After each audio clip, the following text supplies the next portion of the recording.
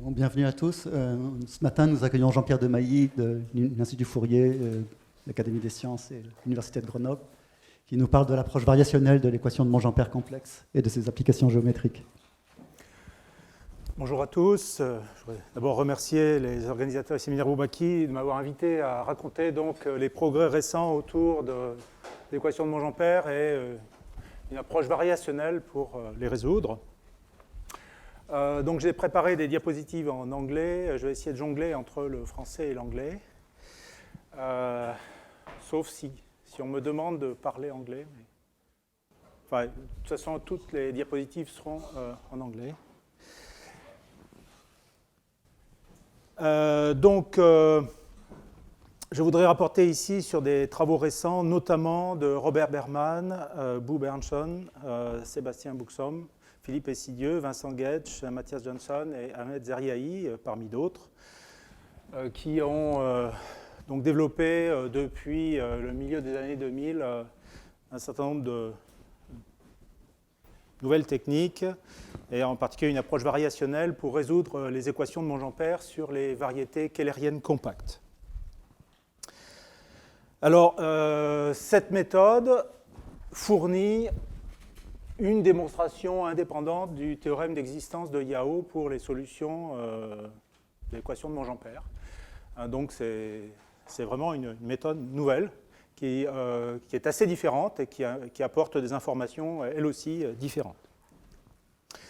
Elle repose sur l'introduction d'un bon nombre de fonctionnels. Donc, il y a eu, autour des travaux de Perelman, l'introduction de nouvelles fonctionnelles pour les équations d'évolution de Ricci, et ça a amené la conjecture de Poincaré. Donc, introduire des nouvelles fonctionnelles, ça peut avoir des conséquences importantes. Et je voudrais décrire ici un certain nombre de fonctionnels qui tournent autour de l'équation de Monge-Ampère complexe. Et ces fonctionnels sont définis sur un espace de dimension infinie qui a été introduit essentiellement par Mabuchi et Chuchang Chen, qui consiste en l'espace de toutes les métriques keylériennes et des potentiels associés. Et il se trouve que là-dedans, on a une géométrie très riche, et en particulier des géodésiques faibles, parce qu'on est en dimension infinie, donc il faut distinguer les géodésiques fortes des géodésiques faibles. Et il y a des propriétés de convexité qui amènent à la résolution des équations.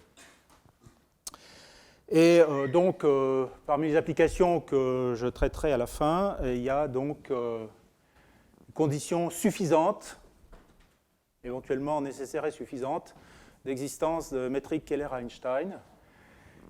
Et puis, ça a été résolu par Chen, Donaldson, Soon. Donc, il y a eu un séminaire Bourbaki l'an dernier par Philippe Essidieu qui a expliqué l'approche de Chen, Donaldson, Soon.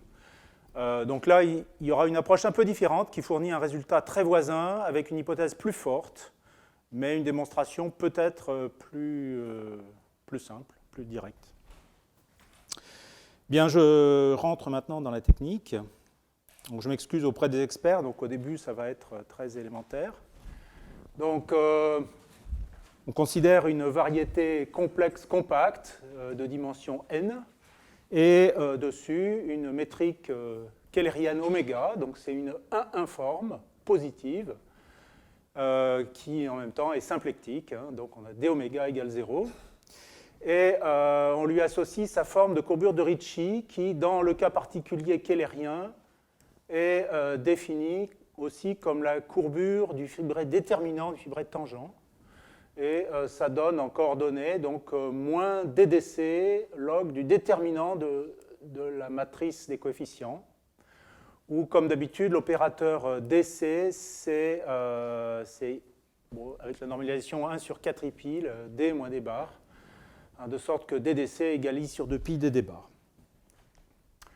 Alors la métrique oméga est dite de Keller-Einstein si on a proportionnalité entre la forme de courbure de Ricci et la métrique initialement choisie, avec un facteur de proportionnalité lambda, quelconque, réel. Alors, bien sûr, comme la forme de Ricci appartient à la première classe de Chern de X, puisque c'est la courbure du déterminant du tangent. Donc, sa classe de Chern, sa classe associée est la première classe de Chern de X, c'est la classe de Chern du fibré de tangent. Donc, une condition nécessaire, c'est qu'évidemment, cette classe de Ricci soit strictement positive, nulle ou strictement négative, puisqu'elle doit être proportionnelle à la métrique. On ne peut pas avoir des signatures mixtes. Et après normalisation, on peut supposer, donc on va renormaliser oméga par une constante, ça ne change pas la forme de Ricci. Et donc on peut supposer que la constante est 0, 1 ou moins 1. Ça c'est très classique. Et donc on va poser que la métrique oméga est une certaine oméga 0 fixe. Donc on prend oméga 0 au hasard dans la classe de Keller voulue. Et puis, donc d'après le lemme du d-bar, on sait que n'importe quelle forme dans la même classe s'écrit oméga égale oméga 0 plus ddc phi. Et donc on voit facilement, ça c'est ultra classique aussi, que l'équation de Keller-Einstein précédente se ramène à cette équation de Monge-Ampère, étoile-étoile, oméga 0 plus ddc phi puissance n égale exponentielle moins lambda phi plus f oméga 0 puissance n. Alors maintenant, il y a les trois cas, suivant les valeurs de lambda. Alors si lambda égale moins 1, donc on a une exponentielle à ce moment-là avec un coefficient positif. Ça correspond au cas où la première classe de Chern est négative, c'est-à-dire le cas où le fibré canonique, lui, est positif, un fibré ample. Alors à ce moment-là, Aubin a montré en 1978 qu'il y a toujours une unique solution. Et là, c'est assez facile, c'est par des estimés C0, le principe du maximum essentiellement, qui donne une borne uniforme. Et à partir de la borne uniforme, ensuite, par des méthodes d'équation dérivée partielle, on arrive à obtenir des estimés en norme C1, puis C2, puis C infini. Et donc, on obtient l'existence et l'unicité de la métrique Keller-Einstein dans ce cas-là.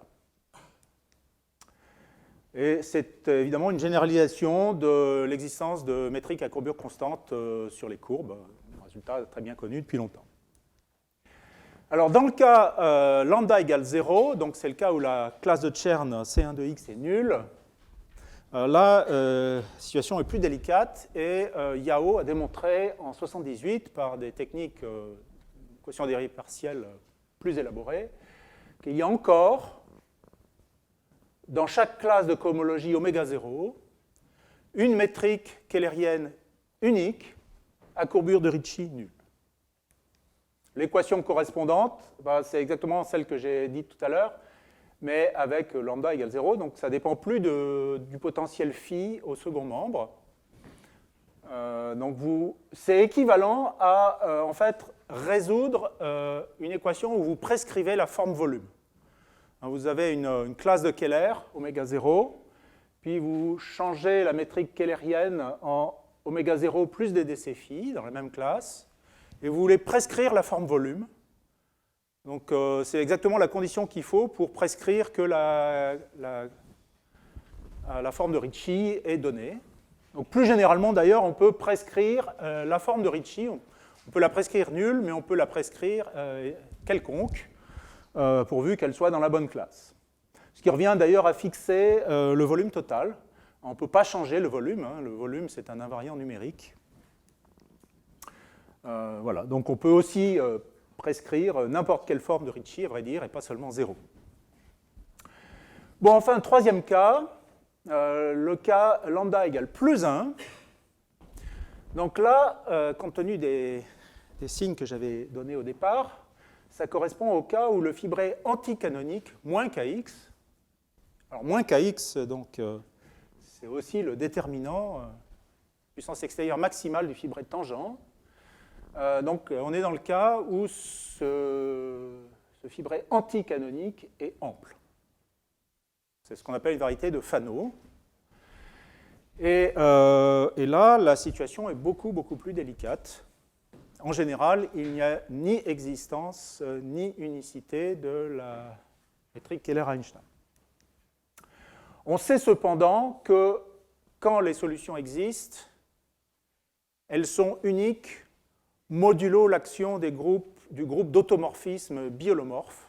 Donc on a un groupe hôte de X, des automorphismes biholomorphes, et hôte 0 de X, c'est la composante connexe de l'identité. Et cette composante connexe, c'est le théorème de Bandeau-Mabuchi. Cette composante connexe agit transitivement sur les métriques Keller-Einstein si elles existent, mais ça peut être l'ensemble vide. Alors maintenant, la question, c'est de savoir si on a existence déjà, donc savoir si c'est vide ou non. Et donc il y avait une conjecture qui liait cette existence à une certaine condition algébro-géométrique de stabilité, au sens de la théorie des invariants, sur laquelle je reviendrai plus tard, qui est la condition de K-stabilité. Et Chen, Donaldson, Sun, on a montré qu'en fait, il y avait existence essentiellement, plus ou moins si et seulement si, la variété est K-stable, dans un sens que je rappellerai. Et là, aujourd'hui, je vais démontrer un résultat un peu plus faible, qui est dû à Berman, Buxbaum et Johnson. C'est très récent, c'était en octobre 2015, avec une nouvelle méthode. On suppose que le groupe d'automorphisme est fini, donc hôte 0 est trivial. Alors à ce moment-là, il y a existence d'une métrique Keller-Einstein, si et seulement si c'est uniformément K-stable. Donc c'est une condition un petit peu plus forte, mais qui a posteriori doit être équivalente. Bon, je préciserai tout ça plus tard quand j'aurai les outils nécessaires aux définitions précises. Alors maintenant, on s'intéresse aussi aux variétés dites log-Fano. Alors ça vient de la théorie de la classification des variétés projectives. On a un programme qui s'appelle le programme du modèle minimal, où on essaie essentiellement de contracter dans les variétés projectives tout ce qui n'est pas nécessaire, donc les diviseurs exceptionnels. On obtient des variétés éventuellement singulières qui sont plus simples, dans le sens où le fibré canonique devient numériquement effectif.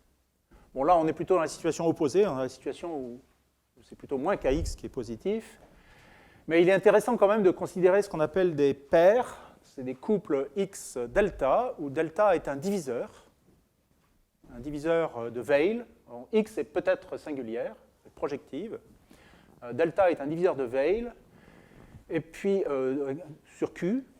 Et on suppose que le diviseur canonique kx plus delta est un diviseur de Cartier, et que suppose que ce diviseur est KLT, ça veut dire Kawamata log terminal. Je vais expliquer ce que c'est. Et puis on suppose également que la somme des deux est ample. Donc en quelque sorte, c'est une généralisation des variétés de Fano dans lesquelles on autorise des singularités, mais les singularités sont contrôlées par deux conditions. Bon, d'abord, elles ne doivent pas être trop méchantes, elles sont log terminal essentiellement, et puis il y a une condition KLT que je vais expliquer. Alors, qu'est-ce qu'on fait? On fait une résolution des singularités. Donc là, on applique le théorème d'Hironaka. Donc on a un modèle lisse x tilde de x. Et puis, on sait par Hironaka qu'on peut également résoudre les singularités du diviseur delta. Et si on prend l'image inverse, on va avoir une image inverse qui, à ce moment-là, est un diviseur à croisements normaux.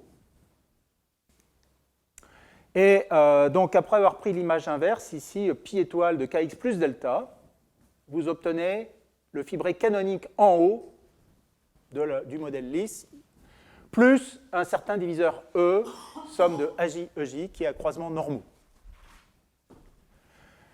Et les coefficients moins AJ, donc qui sont supposés rationnels dans l'hypothèse de départ, sont appelés les discrépances de la paire x delta. Alors,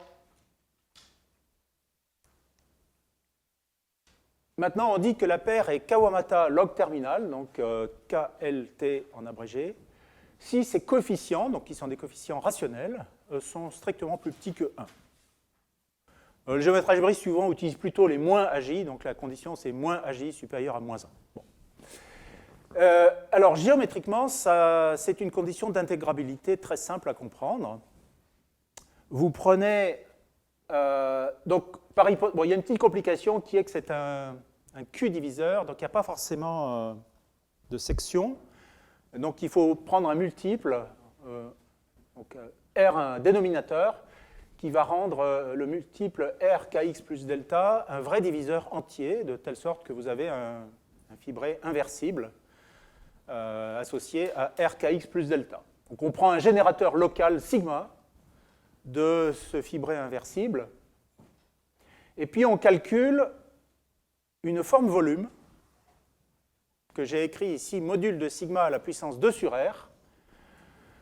Donc, évidemment, quand vous avez pris la puissance Rème, c'est un Q diviseur, mais si vous rélevez la puissance 1 sur R, vous retombez dans Kx plus delta. Et ça peut être vu comme une section des n formes avec des pôles le long de delta. Donc, si vous placez en dehors de delta, c'est simplement une section de lambda n t étoile x. Et si vous prenez le produit extérieur par le conjugué, ça vous fait une forme volume. Mais il y a des pôles le long de delta. D'accord? Donc c'est une forme volume qui est en gros le carré d'une forme méromorphe, enfin pas tout à fait, enfin Q méromorphe en quelque sorte. Il y a une puissance 1 sur R, qui est bien définie et évidemment analytique réelle en dehors des pôles.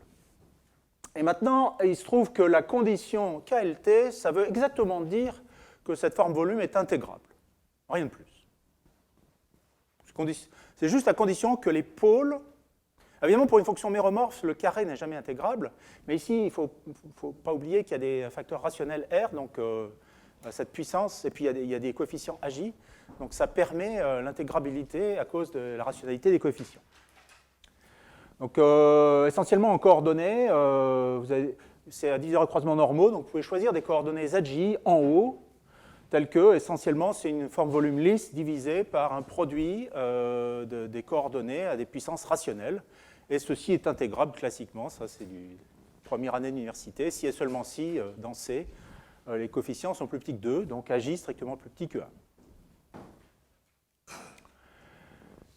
Alors, puisque la variété est supposée log Fano, c'est que Kx plus delta est ample, et donc sa classe de cohomologie est une classe de Keller, par le théorème de plongement de Kodaira. Et donc, on va choisir, dans cette classe, une métrique, oméga 0.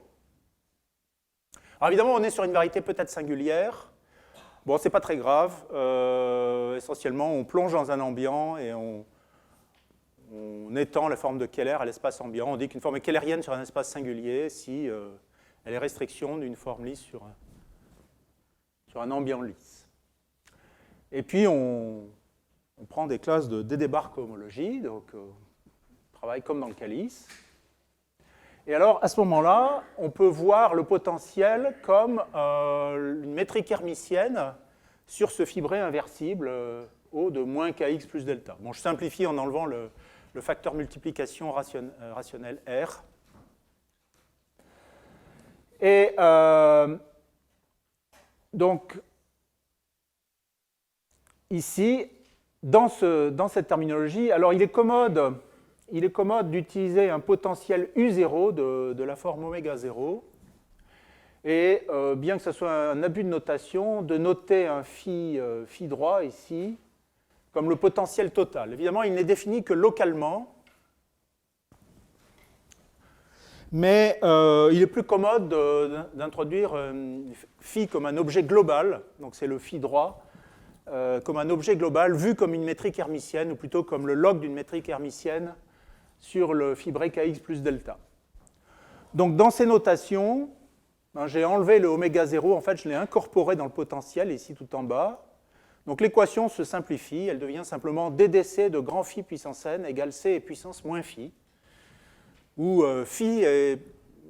Bon, C'est une notation un peu abusive, mais ça désigne en quelque sorte le log de la métrique. Ce n'est pas une fonction, c'est le log de la métrique.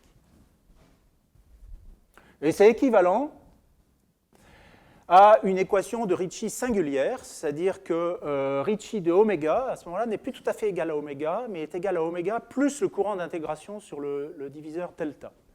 Donc vous avez une équation qui doit être pensée au sens des distributions, où oméga va être lisse seulement dans le complémentaire du support du diviseur delta, mais vous avez des singularités qui apparaissent le long des pôles de delta, en vertu de l'équation le long point carré, c'est possible. Donc si vous avez des pôles logarithmiques, ça peut vous faire apparaître des courants d'intégration dans le résultat. Et évidemment, c'est compatible au fait que la courbe de Ricci doit être dans la classe canonique, ou anticanonique. Et donc, puisque oméga, lui, est dans la classe moins kx moins delta, on est bien obligé de compenser par le diviseur delta, ici, dans le cas log Fano. Donc voici le contexte. Voici le contexte où on essaie de résoudre l'équation de Monge-Ampère. C'est le cas log Fano, avec cette condition KLT d'intégrabilité qui est nécessaire évidemment parce qu'on veut des choses qui ont un volume prescrit, qui sont d'intégrale finie.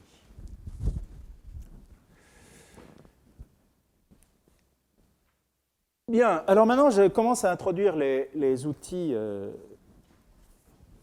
théorie du potentiel. Donc de manière générale, on peut prendre une classe de cohomologie grand A quelconque, avec un représentant C infini alpha, et puis vous supposez que cette classe est keylérienne, c'est-à-dire qu'il y a au moins un représentant oméga 0 égale alpha plus ddc psi 0. Je note aussi ddc phi 0 dans cette classe, qui est une métrique de Keller. Alors, bon, on est intéressé essentiellement dans les cas précédents, c'est le cas Fano, où on prend A égale moins kx, ample, ou bien le cas log Fano, où vous avez aussi un diviseur additionnel de singularité delta. L'un ou l'autre de ces cas. Et puis on considère le volume V. Alors, je tombe en panne de laser, là, j'ai l'impression que ma pile est un peu faible, mais... Donc le volume V, c'est le volume de cette classe, donc c'est l'intégrale de oméga 0 à la puissance n. Et puis on a introduit deux espaces, KA script et PA script. Alors c'est l'espace des métriques de Keller qui appartiennent à cette classe de cohomologie A.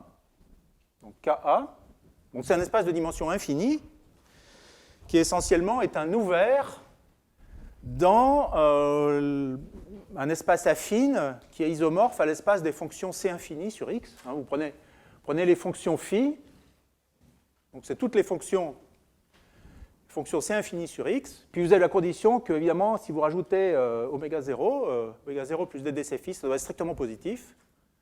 Donc c'est un ouvert dans un espace affine de dimension infinie. Bon, il est vectoriel si on veut, mais en fait, comme l'origine oméga 0 n'est pas fixée, il vaut mieux le voir comme un espace affine. Et puis, je peux considérer aussi l'espace des potentiels, qui sont définis évidemment à constante près, puisque si je rajoute une constante à phi, ça ne me change pas ma métrique. Mais il se trouve qu'un certain nombre de fonctionnels dépendent du choix de la constante. Donc, on appelle PA l'espace des potentiels. Donc il y a une dimension juste 1 de plus, puisque essentiellement l'espace l'espace KA, c'est le quotient de l'espace des potentiels par les constantes, puisque si je change phi par une constante, ça ne change pas ma métrique. Donc j'ai l'espace des formes de Keller dans la classe A qui est égal à l'espace des potentiels quotientés par les constantes additives. Alors maintenant, on y va. On introduit les principales fonctionnelles. Alors d'abord, il y a la fonctionnelle, bien entendu, de Monge-Ampère, qui va de l'espace, alors que je vois pour l'instant dans l'espace des potentiels, mais c'est aussi défini évidemment dans l'espace des métriques, ça passe au quotient. qui associe une mesure positive. Pour l'instant, cette mesure est une forme lisse, parce que je prends des potentiels lisses. Mais ultérieurement, il sera très important de compactifier. Et pour compactifier, évidemment, on va être obligé de prendre des phi qui ont des singularités, et du coup, on va atteindre des mesures. Mais pour l'instant, tout est lisse. Donc, c'est simplement la forme volume de la métrique de Keller. Hein, c'est le oméga 0 plus ddc phi à la puissance n. Et puis, il se trouve que cet espace, en fait, est muni d'une structure de variété riemannienne de dimension infinie, de manière très simple. Bon, supposez, donc c'est un ouvert dans un espace affine, supposez que vous variez votre potentiel. Donc, l'espace tangent, c'est simplement une variation psi du potentiel. Et puis, vous prenez la norme L2 de la variation du potentiel par rapport au volume au point où vous êtes. Donc, vous avez un point dans l'espace des formes de Keller qui est donné par ddc phi droit à la puissance n. Vous prenez une variation psi de ce phi et vous intégrez par rapport au volume. Ça vous fait une norme L2 qui vous définit une structure riemannienne de dimension infinie sur cet ouvert dans l'espace des potentiels. Alors, il se trouve que la géométrie riemannienne associée est extrêmement riche, et en particulier les géodésiques dans cette variété riemannienne de dimension infinie jouent un rôle très important. Comme on est en dimension infinie, et comme l'espace n'est pas compact, il y a une différence extrêmement subtile entre les géodésiques C infini et les géodésiques faibles.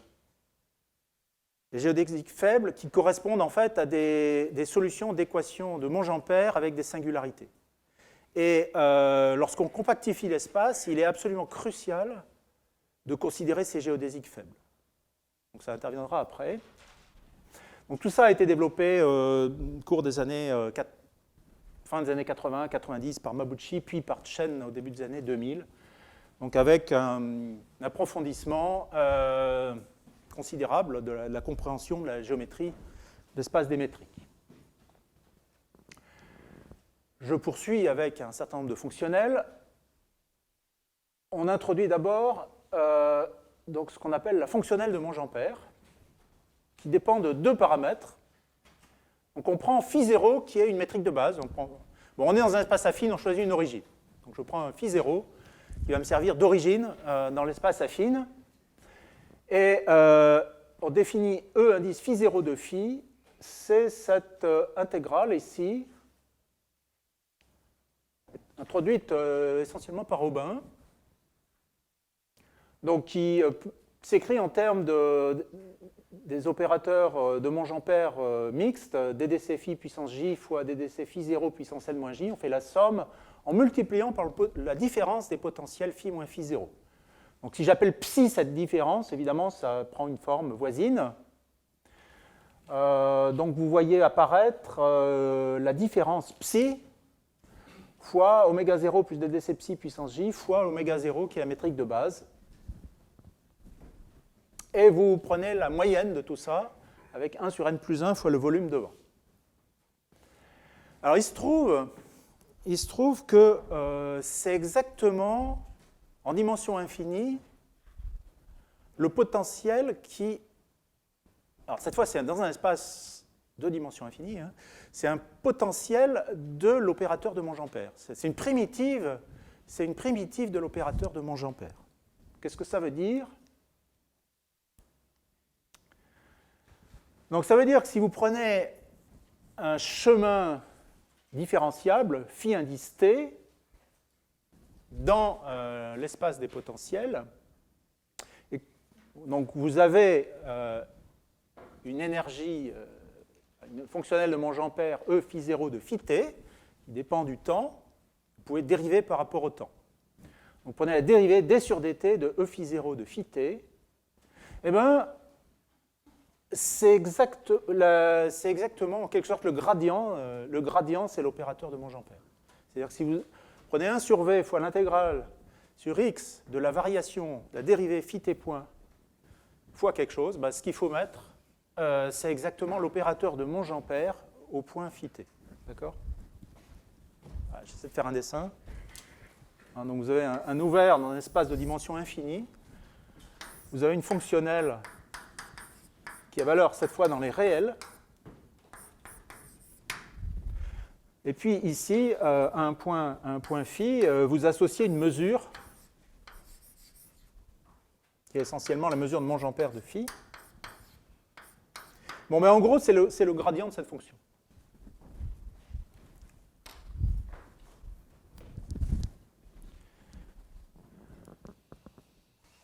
Et un fait non trivial, a priori, j'avais deux paramètres dans la fonctionnelle de Monge-Ampère, phi 0 et phi. Mais comme la différentielle ici, c'est un truc qui ne dépend pas de phi 0, ça vérifie automatiquement la relation de cocycle. C'est une primitive, donc ça dépend d'une constante. Et le fait d'exprimer que, justement, quand on change le point base, ça ne change que par une constante, il est facile de voir que lorsque je prends phi 0 égale phi, ça fait 0. Et donc, du coup, on en tire immédiatement la relation de cocycle, qui, bon, on peut aussi vérifier directement, et c'est très important, évidemment. Alors, une autre propriété extrêmement importante, c'est la concavité. Alors maintenant, pour la concavité, c'est facile à voir. Donc vous êtes dans un espace affine, vous prenez un chemin tout droit qui relie deux points, phi 1, phi 2. Et donc, vous avez que la dérivée seconde est nulle, bien sûr. Donc prenez un chemin à vitesse constante entre phi 1 et phi 2. Et puis vous dérivez la formule précédente. Alors peut-être je peux revenir à la formule précédente. Voilà, oui, la formule en bas en rouge. Donc vous redérivez une fois par rapport au temps. Mais comme la dérivée phi t seconde est nulle, évidemment, c'est assez simple, puisqu'il va y avoir que la dérivée du Monge-Ampère qui apparaît, puisque le phi t seconde est 0. Et à ce moment-là, en dérivant le Monge-Ampère, vous obtenez ça. Il y a un facteur n qui apparaît parce que vous dérivez une puissance nnième. Et puis maintenant, on fait une intégration par partie. Alors si je fais une intégration par partie, par la formule de Stokes, j'ai un phi t point ddc phi t point. Je fais passer le d sur le premier phi t point. Ça introduit un signe moins. Et donc j'ai moins n sur v intégrale sur x de d phi t point extérieur, dc phi t point extérieur, ddc phi t à la puissance n-1. Et ça se trouve être négatif. Donc du coup, la fonctionnelle est concave. Et ça c'est complètement crucial.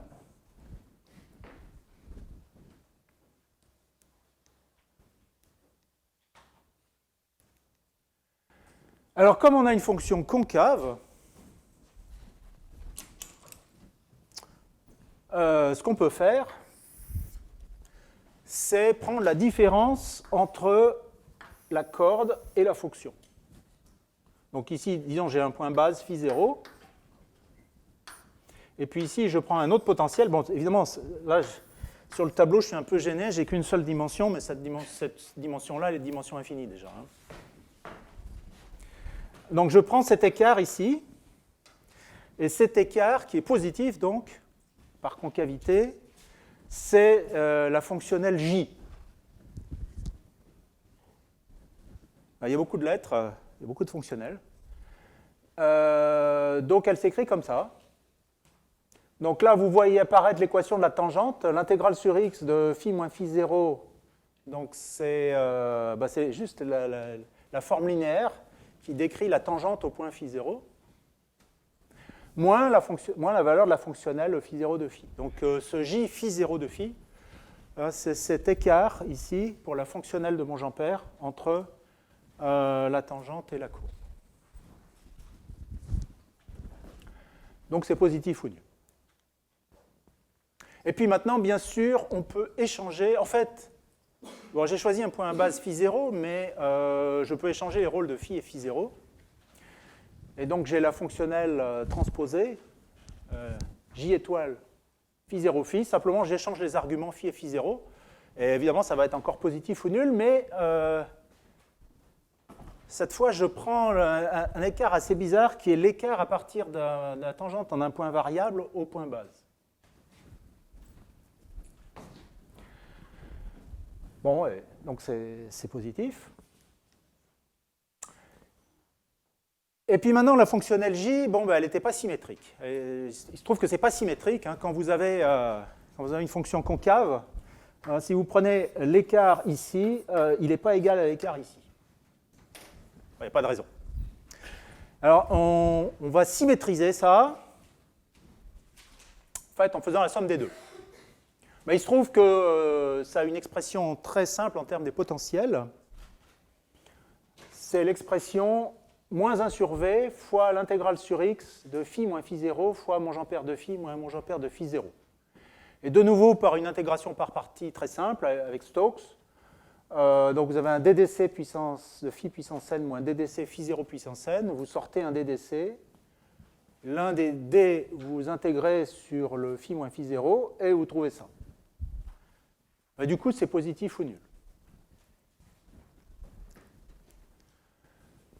Voilà, les différentes expressions. Et bon, il se trouve en fait que I, c'est la somme des deux écarts ici. C'est aussi une façon de voir que c'est positif ou nul. Et il se trouve que ça vérifie une égalité quasi triangulaire. C'est-à-dire que ce n'est pas tout à fait une distance, mais presque. Ça définit une sorte de pseudo-distance sur cette variété de dimension infinie, qui n'est pas la même que la distance géodésique. Et un des points de la théorie est de comparer la distance géodésique à cette pseudo-distance.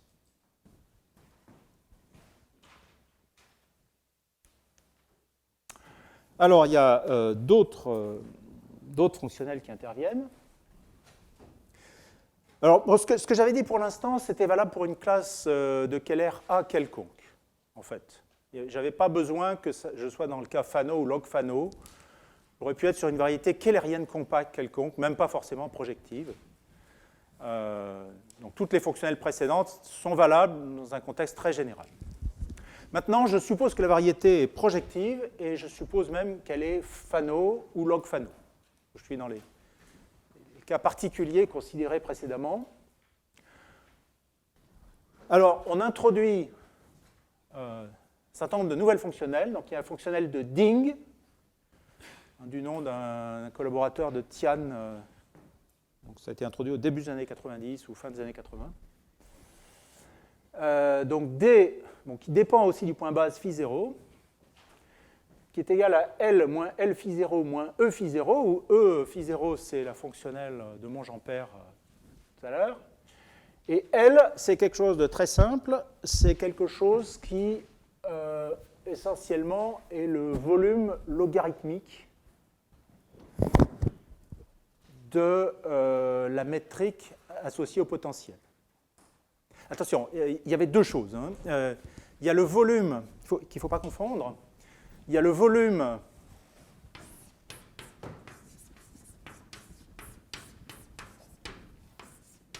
ça, c'est le volume de la classe de Keller. Ça, c'est égal. Donc, on suppose qu'on a une métrique ici qui appartient à une certaine classe de Keller. Et ça, c'est le volume de cette classe de Keller. C'est la classe, disons, C1 de A à la puissance n. Mais dans le cas Fano ou log Fano, il faut voir que E puissance moins phi, en fait, est aussi une forme volume avec pôle, une forme volume le long du diviseur delta, avec pôle le long de delta. Et évidemment, l'intégrale sur x de ceci n'est pas un invariant, puisque si je rajoute une constante, évidemment, ça multiplie le volume par cette constante. Donc c'est quelque chose de différent du volume de la classe. Et on prend son logarithme. ça donne donc une fonctionnelle L de phi qui ne dépend pas du point base. Et la fonctionnelle de Ding est liée à L et E comme indiqué. Alors maintenant, en théorie de probabilité, on a une notion importante, c'est l'entropie relative de deux mesures de probabilité. Donc si on prend deux mesures mu et nu, l'entropie de nu par rapport à mu, c'est l'intégrale par rapport à nu du logarithme du rapport entre l'élément infinitésimal d nu et d mu. Alors on suppose que les mesures sont absolument continues les unes par rapport aux autres. Donc on obtient une fonction d nu sur d mu définie presque partout. Et j'intègre le log du rapport par rapport à la mesure nu. Si elles ne sont pas absolument continues l'une par rapport à l'autre, je décrète que c'est plus l'infini. Ça définit un nombre qui en fait est toujours positif ou nul, qu'on appelle l'entropie relative. Et il se trouve que en fait, c'est minoré par la norme L2 de mu moins nu par rapport à la mesure nu. Et donc mu est égal à nu si et seulement si l'entropie est nulle. Alors on applique ce concept dans le cas géométrique des variétés Fano ou log Fano. En fait, on a une fonctionnelle h. Bon, ça doit venir de la physique, h. Une fonctionnelle qui s'appelle h en thermodynamique. Donc h phi 0 de phi, c'est l'entropie relative des deux mesures de probabilité. Donc il y a d'une part 1 sur le volume des dc phi puissance n. Donc v, c'est le volume. Donc si je fais 1 sur v des dc phi puissance n, c'est une mesure de proba. Et puis l'autre, e puissance moins phi 0, elle, ce n'est pas une mesure de proba, mais j'ai normalisé par le facteur e puissance l phi 0, qui est juste le facteur qu'il faut pour rendre ça une mesure de proba, pour que l'intégrale soit 1. Et donc je prends l'entropie de ça, et c'est h phi 0 de phi, entropie relative. Bon, et alors là on arrive à peu près à la dernière fonctionnelle, fonctionnelle de Mabuchi. M phi 0, c'est la différence entre l'entropie et la fonctionnelle d'Aubin transposée, J étoile, qu'on a introduite tout à l'heure. Alors, bon, on peut, évidemment, à partir de ces définitions, je vais vous épargner les calculs, donc voilà la formule. Alors maintenant, il y a le problème de ces constantes d'intégration dans les potentiels. Alors en fait, c'est très facile à voir que bon, E phi 0, enfin, la fonctionnelle de Monge-Ampère, il y a la relation de cocycle. Donc si on ajoute une constante, ça modifie par cette même constante l'intégrale, le potentiel E. Et puis de même pour L de phi. Donc, je vous rappelle, L de phi, c'est moins log l'intégrale sur x de e puissance moins phi. Donc si vous ajoutez une constante ici, cette constante sort également. Et maintenant, toutes les autres fonctionnelles, en fait, font intervenir des dérivées de phi plutôt, et donc elles sont invariantes si j'ajoute une constante. Donc du coup, les autres fonctionnelles passent au quotient, et donc elles sont définies non pas sur l'espace des potentiels, mais sur l'espace qui est de dimension juste 1 de moins des métriques de Keller.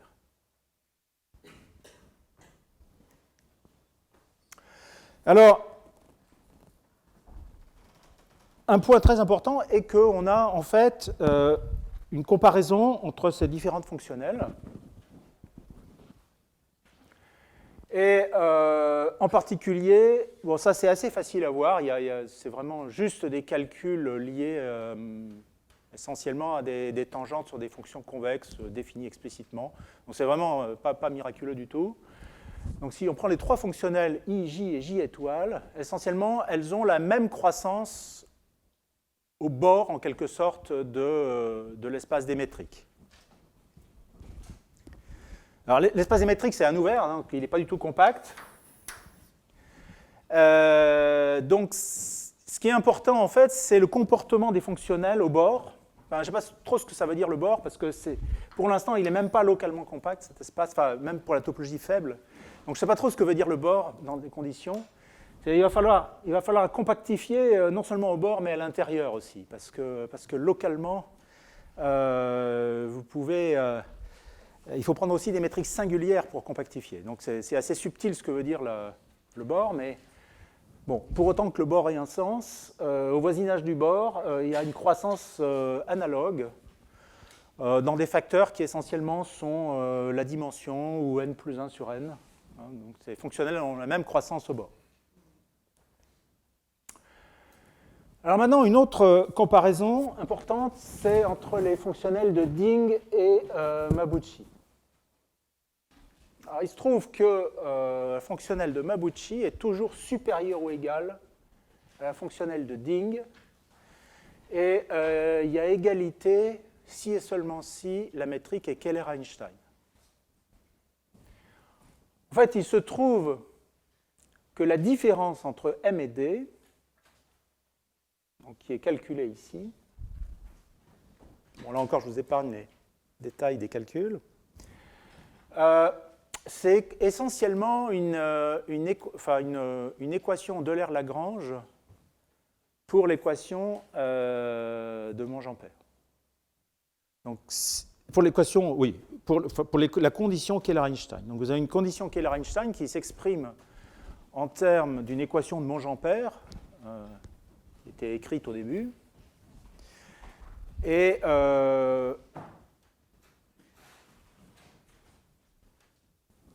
eh bien, si vous prenez l'équation d'Euler-Lagrange qui optimise cette fonctionnelle, ça donne précisément la condition Keller-Einstein.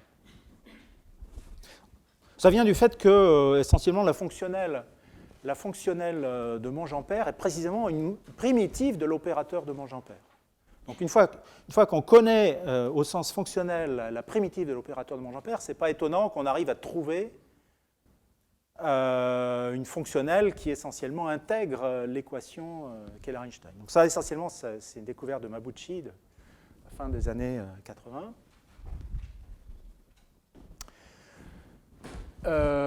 Et donc le calcul n'est pas très compliqué. En fait, on voit que M-D, c'est une entropie.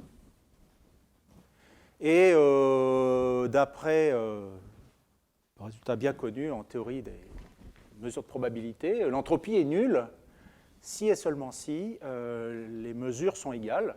Mais les mesures sont égales, ça veut dire que ddc phi puissance n sur v est égal à e puissance moins phi renormalisée, ce qui est exactement la condition Keller-Einstein.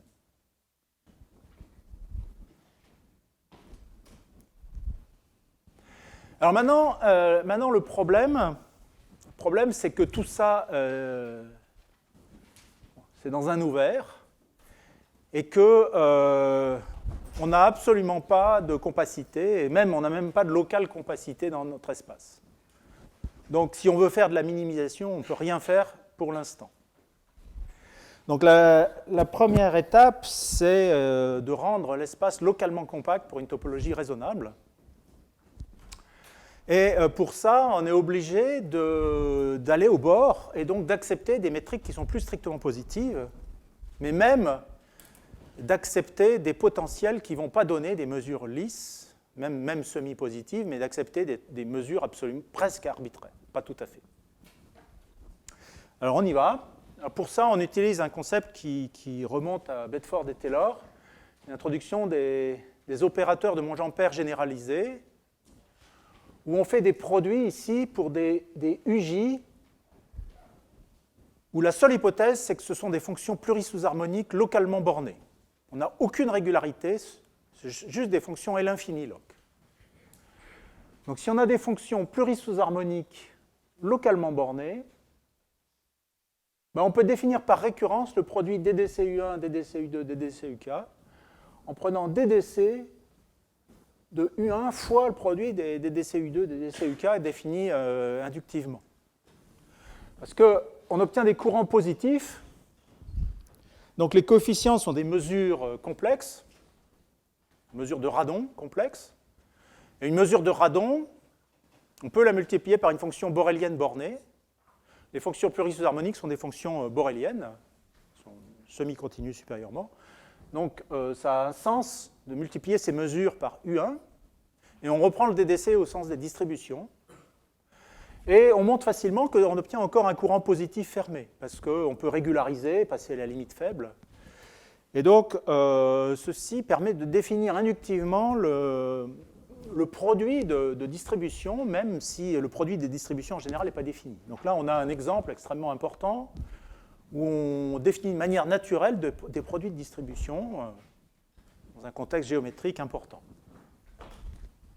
Alors, il se trouve que ça ne suffit pas, parce que pour l'instant, les potentiels doivent être localement bornés. Or, à cause des pôles qui apparaissent dans l'équation de Monge-Ampère de tout à l'heure, ça va nous forcer en fait à avoir des potentiels quand même qui ne sont pas tout à fait bornés. Et donc, on est obligé de généraliser la définition de Monge-Ampère. Et ça peut être fait de plusieurs manières. Donc, la manière qui va fonctionner ici, c'est ce qu'on appelle les produits non pluripolaires, introduits par Gage et les séries AI. Donc, on regarde l'espace des fonctions oméga 0 plurisous-harmoniques, donc telles que oméga 0 plus DDC phi positif ou nul. Et pour se ramener à Bedford-Taylor, on va les tronquer par en dessous. Donc, on veut multiplier des potentiels qui ont peut-être des pôles moins l'infini. Bon, on sait le faire lorsque les potentiels sont bornés par Bedford-Taylor. Qu'est-ce qu'on fait? Très simple. Je coupe ici. Je coupe le moins l'infini. Donc, je remplace par le maximum du potentiel et puis d'une constante nu que je vais faire tendre après vers plus l'infini. Donc, je coupe ici. Je fais le produit que je sais faire avec des potentiels bornés et je passe à la limite. Alors, il se trouve qu'il faut, malheureusement, quand on différencie ici, quand vous différenciez au sens des distributions un truc à coin, ça vous fait apparaître des mesures de Dirac. Ça, on ne les veut pas. On ne les veut pas. Donc, du coup, on tronque par une fonction caractéristique devant, où on se place strictement en dehors. Alors, j'élimine cette zone. Il apparaît des coins ici, j'élimine. Donc, je prends la fonction caractéristique du complémentaire, et c'est là-dessus que je prends la limite. Donc ça définit un produit de courant, on appelle le produit non pluripolaire, qui a la propriété de négliger ce qu'on appelle les ensembles pluripolaires, c'est-à-dire les ensembles de moins l'infini de fonctions plurisous-harmoniques. Donc ça élimine tous les ensembles analytiques, ça élimine les ensembles pluripolaires, et ça ne garde que le produit sur les non pluripolaires. C'est un peu comme en théorie de Lebesgue où on élimine les ensembles négligeables. Là, on élimine les ensembles pluripolaires, donc au sens de la théorie du potentiel. Et un fait remarquable, c'est que si on fait ça, on a une limite de choses qui ne sont plus des courants fermés parce qu'on a tronqué par une fonction caractéristique, mais à la limite, quand on tend vers moins l'infini, cette zone se rétrécit et ça reste fermé. Ça doit être démontré, ce n'est pas trivial. Donc c'est dû à Gage et Zariai. Alors, j'avais défini également, il y a un certain nombre d'années, un produit un peu plus général qui, en fait, n'élimine que les ensembles analytiques. On peut aussi, si on veut, ne perdre que les ensembles analytiques, on perd un peu moins que les pluripolaires. Mais disons, dans ce contexte, ce n'est pas nécessaire. C'est nécessaire dans d'autres contextes, mais ici, on n'en a pas besoin. Et maintenant, on introduit l'espace des potentiels d'énergie finie. Donc, j'ai un point base phi 0. Je prends phi égale phi 0 plus psi, donc je suis dans mon espace affine. Et je regarde, en fait, l'énergie LP, ou EP, de mon psi. C'est la norme LP du psi par rapport à la mesure de Monge-Ampère associée au point où on est, c'est-à-dire oméga 0 plus dc psi. Alors, dans l'espace des formes de Keller, la métrique L2 était associée à P égale 2, ici. Et par contre, P égale 1 est très important.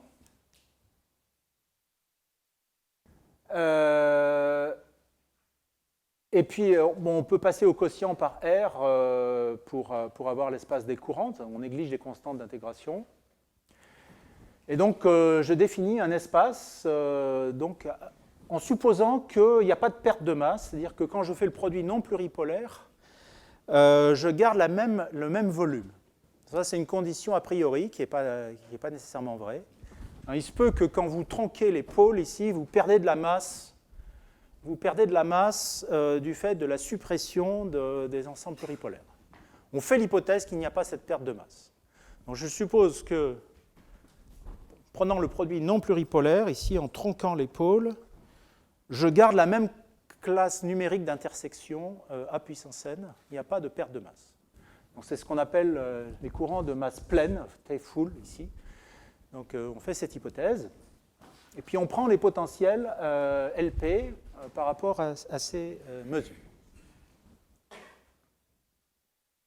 Alors maintenant, ce n'est pas la topologie faible qu'il faut là-dessus, mais c'est une topologie un peu plus forte qui est justement associée à l'énergie. Mais maintenant, avec ça, on récupère de la locale compacité. Donc on a en quelque sorte complété l'espace des métriques qui était C infini, avec exactement ce qu'il faut et la bonne topologie pour avoir un espace localement compact.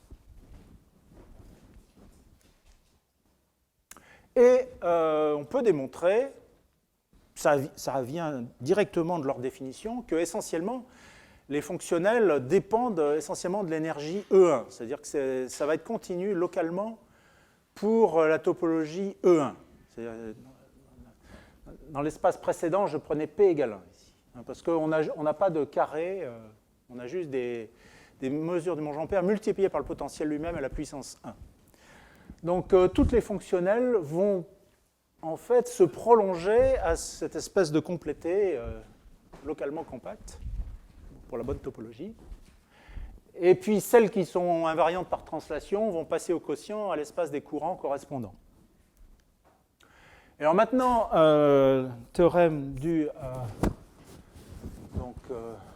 Berman, Buxon, Gage, Zeriai, c'est que si on associe à un courant dans un tel espace d'énergie finie T1 de x oméga 0, la mesure normalisée V-1 fois le produit non pluripolaire T puissance n, ceci, en fait, définit une bijection entre l'espace des courants de E1 énergie finie et un espace de mesure, alors qui n'est pas tout à fait toutes les mesures positives, mais qui est l'espace des mesures d'énergie finie. Ces mesures doivent nécessairement, par exemple, ne pas charger les ensembles pluripolaires. Donc, il faut définir un espace de mesure de probabilité ad hoc qui, de la même manière, ne va pas tenir compte des ensembles pluripolaires. Donc, pour ça, on utilise une transformée de Legendre-Fenchel à partir de l'énergie de Monge-Ampère. Et c'est exactement les mesures d'énergie finie pour cette fonctionnelle duale de la fonctionnelle de Monge-Ampère. Donc voilà, maintenant on est dans un très bon contexte où on a compactifié localement au moins notre espace. Et donc du coup, on obtient des conditions suffisantes d'existence de solutions. On sait qu'il faut utiliser l'équation de Lagrange. Donc si on suppose que les fonctionnels sont propres, comme on doit essentiellement trouver des minimisations de fonctionnels, si elles veulent bien tendre vers l'infini au bord, comme maintenant on est sur un truc localement compact, il va exister un minimum. Donc le résultat, c'est qu'il y a équivalence entre le fait d'avoir une métrique Keller-Einstein, le fait que la fonctionnelle de Ding atteigne son inf, ou le fait que la fonctionnelle de Mabuchi atteigne son inf. On sait qu'elles sont comparables. Et puis, du coup, on retrouve par cette voie un certain nombre de résultats hautement non triviaux, en particulier que O0 agit transitivement sur l'espace des métriques Keller-Einstein, mais on le retrouve même dans le contexte log-Fano. Ça n'était connu qu'a priori dans le contexte sans singularité, mais là, comme on sait travailler avec des potentiels singuliers, on le retrouve également dans le cas log-Fano, où il y avait une petite difficulté, qui était due à la non-licité et à l'apparition de pôles dans les solutions. Et puis, le fait que si la fonctionnelle de Mabuchi est propre, à ce moment-là, si elle est propre, on est sur un espace localement compact, l'inf est atteint, et puisque l'inf est atteint, il existe une métrique Keller-Einstein, et elle va être unique si O0 est 1. Oui, en réalité, j'abuse un peu. Je crois que pour l'instant, il savent démontrer qu'en supposant que O0 est 1. Parce qu'en fait, à cause de l'invariance, oui, ça peut. La propreté, parce que le groupe O0 n'est pas forcément compact, dans le cas de l'espace projectif par exemple. Et donc, le fait d'avoir un O0 dimension positive, en fait, interdit la propreté de la fonctionnelle à cause de l'invariance par ce groupe non compact. Donc il faudrait probablement améliorer un petit peu les hypothèses de propreté ici, prendre une propreté modulo O0 de x pour arriver à atteindre le cas où O0 de x est non trivial. Bon, j'en viens maintenant au résultat je vais essayer de conclure rapidement, donc résultat de Chen, Donaldson et Sun. Donc il faut introduire une condition de stabilité pour des variétés polarisées. Donc, c'est des paires formées par une variété projective et un Q-diviseur ample A. Et on prend des déformations sur C. Donc, on a, disons, notre variété XA qui nous intéresse. Et puis, on prend une famille XT AT. La variété qui nous intéresse est, disons, en T égale 1. Et puis, on suppose qu'on a une action de C étoile ici. Une action équivariante qui essentiellement ne change pas la structure pour t différente de 0, mais qui produit une dégénérescence en t égale 0. D'accord ? Donc vous avez une famille en fait, qui ne bouge pas, sont toutes isomorphes pour t non nul, mais pour t égale 0, il y a une dégénérescence. Et la notion de K-stabilité est liée à certains invariants numériques que je vais introduire, associés à ce qu'on appelle des configurations test. Donc c'est exactement des déformations, des actions C étoiles équivariantes sur des paires polarisées.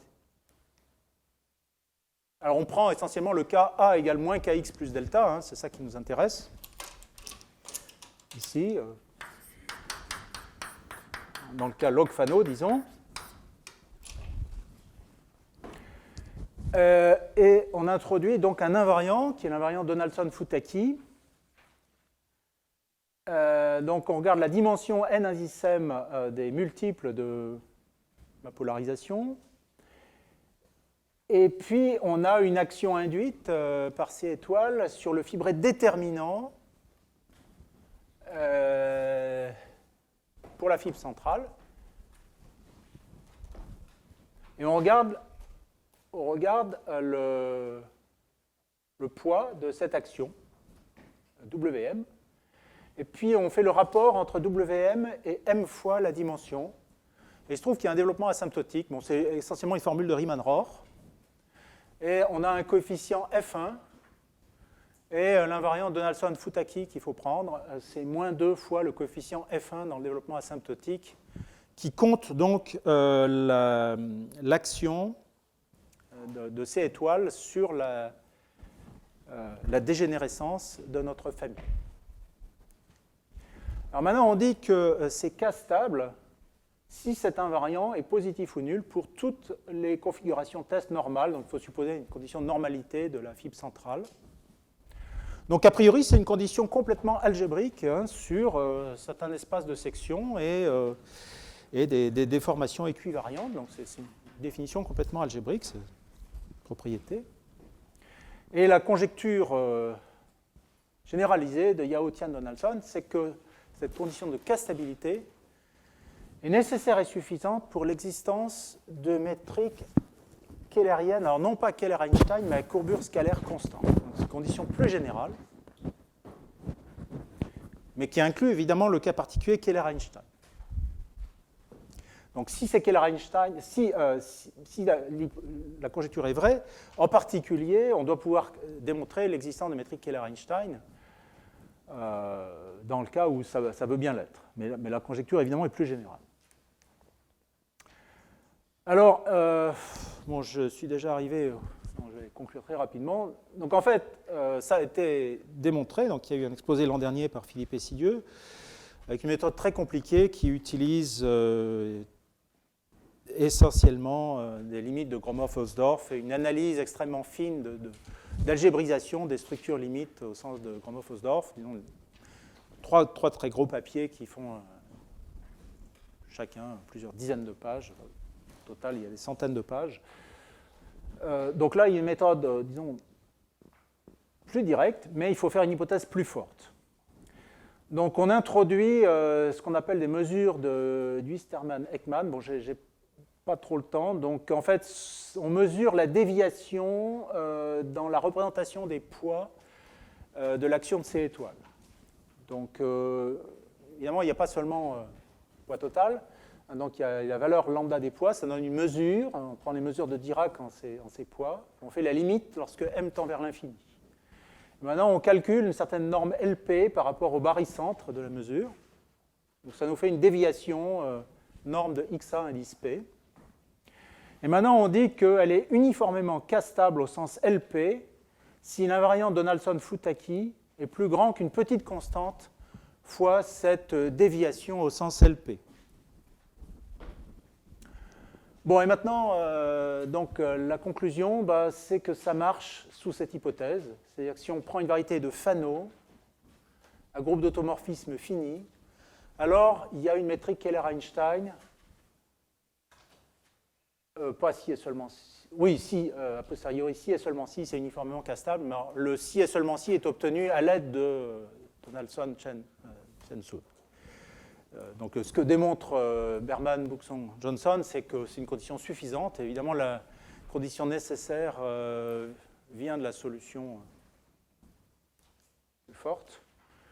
Bon, et j'ai déjà dépassé mon temps, mais disons que l'un des outils essentiels, c'est de passer en géométrie non archimédienne, d'introduire des espaces de Berkovitch et de voir un certain nombre de fonctionnels asymptotiquement comme des fonctionnels liés à des versions non archimédiennes des fonctionnels précédentes. Bon, je renvoie aux travaux originaux, qui d'ailleurs attendent encore la version finale étendue. Et je crois que je vais arrêter là pour aujourd'hui.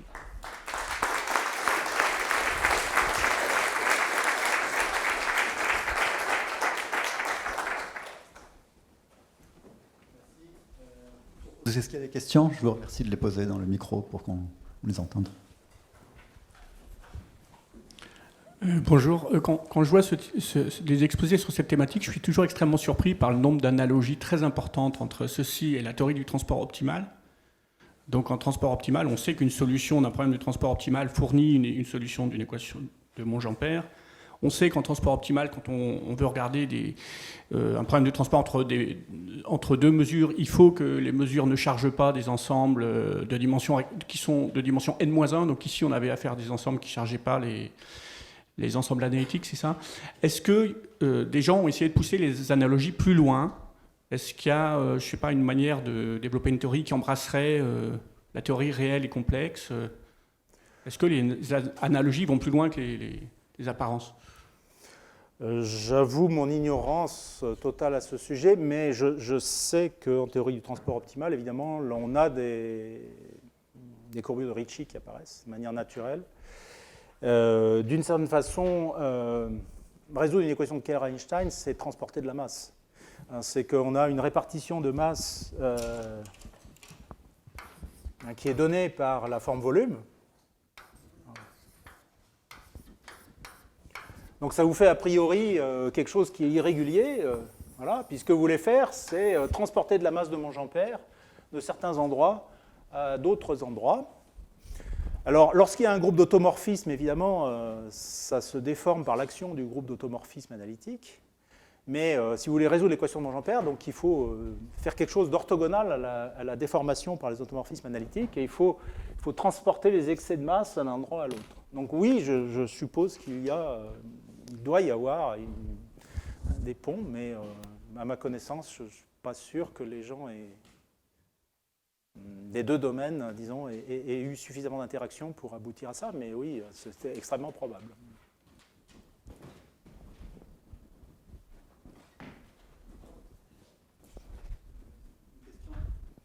Concernant la définition de uniformément castable, il y avait dans le transparent d'avant un indice, un exposant P, c'était LP uniformément.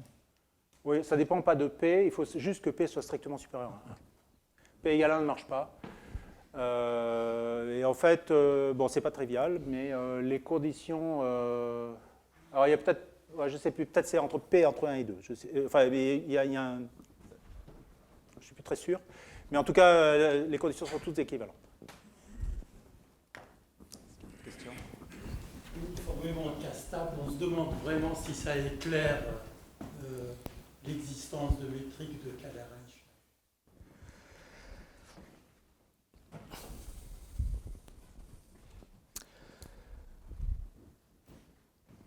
Bon, effectivement, c'est une condition qui peut paraître un peu technique. Bon, d'un autre côté, je dois dire qu'on en est encore à un point où la preuve qui n'utilise pas l'uniformité n'est comprise que de peu de gens. On est donc dans une situation où je dirais le théorème de Chen-Donaldson-Sun, s'il est correct, personnellement je n'ai aucune opinion là-dessus, je ne suis pas été capable de lire la démonstration en entier. Comprenez-vous, mais donc je crois qu'on comprendra mieux l'hypothèse de K-stabilité et la preuve de Chen-Donaldson-Sun quand on aura des démonstrations plus simples. Là, il se trouve qu'on a une démonstration plus simple qui fait une hypothèse, disons, qui relie de manière effective les invariants à l'existence de métriques Kähler-Einstein. Donc effectivement, on peut considérer que le fait d'avoir une hypothèse effective sur l'existence d'une telle constante, c'est une hypothèse beaucoup plus forte. Maintenant, le lien entre l'hypothèse et la conclusion est plus direct, et d'une certaine façon, je crois que ça permet de comprendre beaucoup plus facilement l'idée qui est en jeu. Donc, mais bon.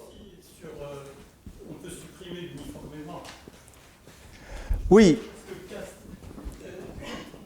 Mais. Des choses qu'on peut demander, c'est que ça réponde à la question, je ne sais pas si on a une famille de variétés de Fano, qu'est-ce qu'on peut dire de l'ensemble des paramètres où il existe une métrique de Kähler-Einstein, quelque chose comme ça. Bon, je suis d'accord. L'idéal, ça serait d'avoir une démonstration simple en ces termes de la condition nécessaire suffisante en enlevant l'uniformité. Je suis d'accord. Mais bon, là, je rapporte des travaux qui n'ont pas encore abouti à cette conclusion, et donc je ne peux pas m'engager sur ce point.